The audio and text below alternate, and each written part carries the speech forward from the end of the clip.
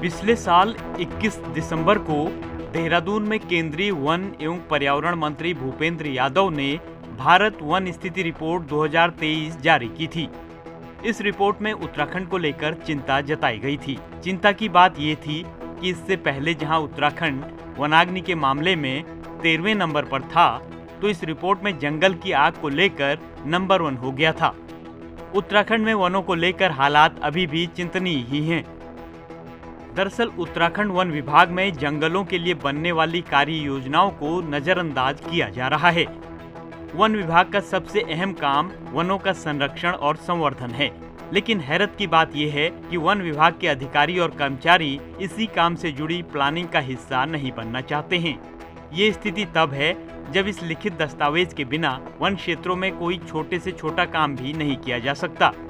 One महकमा जंगलों के लिए ऐसा फ्यूचर प्लान तैयार करता रहा है जो वनों की सेहत के लिए अहम माना जाता है। इस फ्यूचर प्लान में वनों के अगले 10 साल के भविष्य को निर्धारित किया जाता है। इस दौरान वनों में मौजूद स्वरूप से लेकर यहाँ की मिट्टी, कार्बन, नमी और दूसरे सभी पहलुओं पर भी अध्ययन होता है। देखा जाए तो ये जंगलों में वानिकी से लेकर हर तरह के काम को करने का एक लिखित दस्तावेज होता है। हैरत की बात यह है कि विभाग में इतने महत्वपूर्ण काम को करने के लिए अधिकारी और कर्मचारी ही नहीं मिल रहे हैं। उधर वर्किंग प्लान के लिए लगातार हो रही हीला हवाली से विभिन्न क्षेत्रों में तय समय पर वर्किंग प्लान तैयार होना भी मुश्किल हो रहा है। वर्किंग प्लान की हमारी प्रोसेस थोड़ा सा कोविड टाइम में पिछड़ गई थी, क्योंकि 2 साल हमारा फील्ड वर्क बहुत ज़्यादा इफेक्टेड हुआ था, तो उसके कारण जो पूरा चक्र है वो थोड़ा सा इफेक्ट हो गया था, जिसको अब हम काफ़ी तेज़ी से पूरे कर रहे हैं।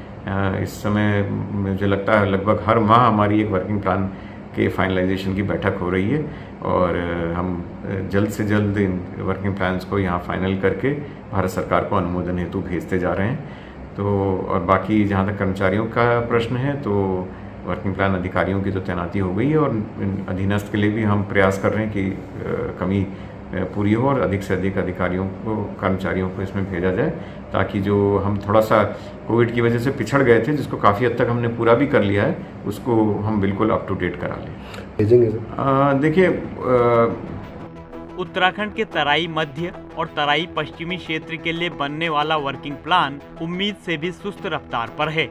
स्थिति ये है कि करीब 2.5 साल में तैयार होने वाले वर्किंग प्लान को पूरा करने के लिए अब विभाग के पास केवल 8 से 9 महीने का ही वक्त बचा है।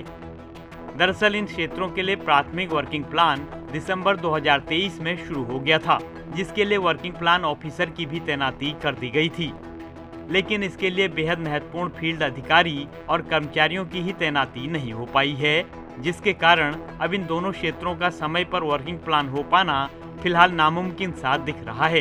हर किसी की अपनी प्रेफरेंस होती है, कुछ काम लोगों को पसंद ज़्यादा आते हैं, कुछ कम आते हैं, लेकिन ऐसा नहीं है। जिसकी तैनाती होगी उसको जाना होगा और ये तो हमारा एक बहुत महत्वपूर्ण कार्य है, जिससे हमारी पूरी प्लानिंग जुड़ी हुई है, वनों का प्रबंधन की प्लानिंग, और भारत सरकार की तरफ से भी इस पर बहुत ज़्यादा जोर है। तो इसमें कोई कोताही नहीं है और लोगों को भेजा जाएगा और उन्हें जाना होगा। वर्किंग प्लान को लेकर एक निश्चित प्रक्रिया होती है जिसका पालन करना होता है। इसके लिए सबसे पहले प्राथमिक वर्किंग प्लान पर काम होता है। इसमें पिछले 10 साल के दौरान वर्किंग प्लान के तहत कितने कामों को किया जा सका और तय किए गए वर्किंग प्लान से वन क्षेत्र को कितना नुकसान या फायदा हुआ, इस पर विचार किया जाता है। देश का फेफड़ा कहे जाने वाले उत्तराखंड के वनों को लेकर हो रही लापरवाही वाकई चिंतनीय है। वन विभाग और मंत्री सुबोध उनियाल को फॉरेस्ट फ्यूचर प्लान को गंभीरता से लेने की जरूरत है। ईटीवी भारत के लिए देहरादून से नवीन उनियाल की रिपोर्ट।